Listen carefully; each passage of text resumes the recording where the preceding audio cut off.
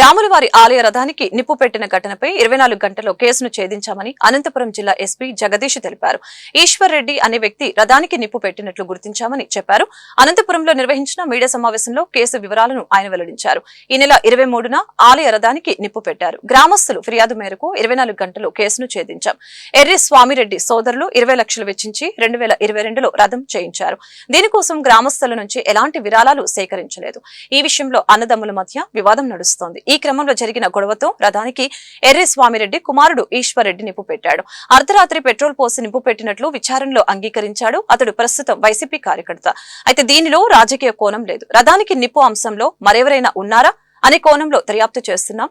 ఈశ్వర్ రెడ్డిని అరెస్టు చేశామని ఎస్పీ తెలిపారు. గత 2 సంవత్సరాలు వెనక నుంచి ఈ రథాన్ని ఒక ఫ్యామిలీ తరపు నుంచి రామాంజనేయులు రెడ్డి, గోపాల్ రెడ్డి వీళ్ళు వాళ్ళ బ్రదర్స్ కలిపి ఈ రథాన్ని డొనేట్ చేయడం జరిగింది. ఈశ్వర్ రెడ్డి చాలాసార్లు దీన్ని వ్యతిరేకించడం జరిగింది అండ్ ఆ రథాన్ని మార్చేయాలని కూడా చాలాసార్లు చెప్పడం కూడా జరిగింది.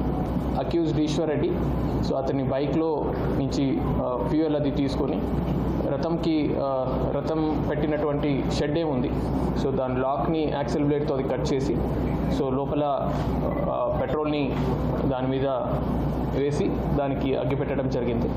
దీంట్లో మనం చూసినట్టయితే ఎవరు ఈశ్వర్ రెడ్డి ఉన్నారు, వీళ్ళు వైఎస్ఆర్ కాంగ్రెస్ పార్టీకి చెందిన కార్యకర్తలాగా మనకు తెలిసి వచ్చింది.